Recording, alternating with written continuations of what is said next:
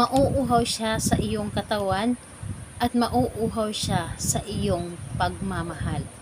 Hello mga guys, kumusta kayo? Panibagong araw, panibagong video na naman tayo. And sa araw na ito ay isa na namang video ang aking ituturo sa inyo na simpleng gabay o simpleng pamamaraan na makakatulong sa atin. At bago ang lahat, gusto ko lang mag-disclaimer sa mga taong hindi naniniwala at hindi gusto ang mga kagaya nitong video.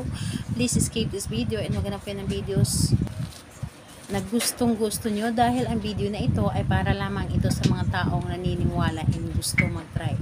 Sa lahat po ng mga nagko-comment dito sa aking video dito sa loob ng aking channel, mag-ingat sa lahat ng mga nagre-reply sa inyo na dinadala kayo sa kalang WhatsApp, imo up upang makaiwas po tayo sa scam. Ngayon po ituturo ko sa inyo paano siya mauuhaw ng sobra sa iyong pagmamahal. Gagawin mo ito dahil sobra-sobra mo minamahal ang taong minamahal mo sa kasalukuyan.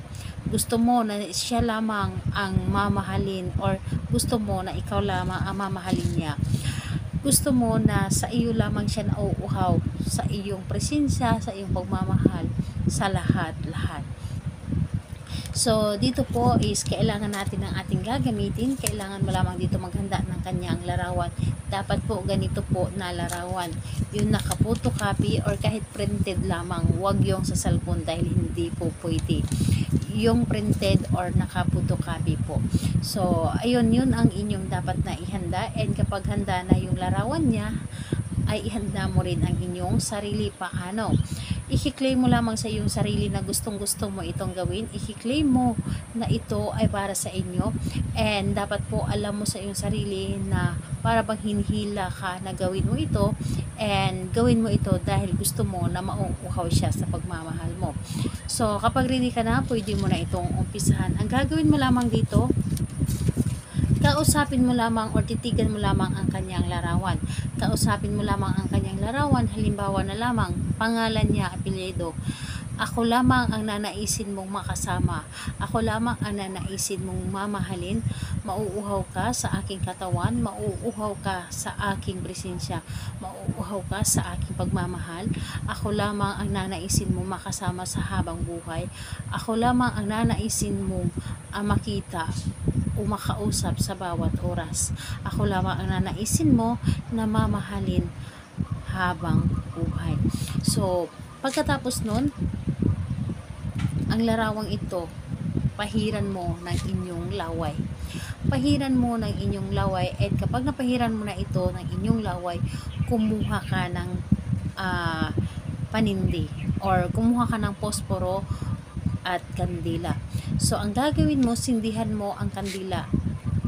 And kapag umapoy na ang kandila, sunugin mo ang larawang ito. And dapat po meron pa kayong ekstrang larawan niya. Sunugin mo ang larawang ito at ang abo niya, habang sinusunog mo ito, isasalog mo ito sa isang papel. Ang abo niya. Habang sinusunog mo ito, sasabihin mo ang inyong mga nais, kung ano man yung ninanais mo na makita or ano man ang ninanais mo na mahalin kanya, yun ang nasa isip mo at sasabihin mo habang sinusunog mo ito. And ayun po, pagkatapos ang abo na ito ay ilagay mo sa pulang tela. Ilagay mo ito sa pulang tela at ito ay ilagay sa ilalim ng inyong higaan or sa loob ng inyong punda ng inyong unan. Hihigaan nyo lamang ito at siya po ay sobrang mauuhaw sa iyong pagmamahal. So, ayun po, gawin mo lamang ito sa araw ng Tuesday and Friday sa kahit anong oras. Basta yun po ang gagawin ninyo. Buo dapat ang loob, tiwala sa paggawa nito, naniniwala ka dapat. So, wag mong hayaan na magdududa ka at magiging negative ang isip mo kapag ito ay inyong ginawa. So, ayun po, salamat po sa inyo. Bye bye everyone. God bless us all.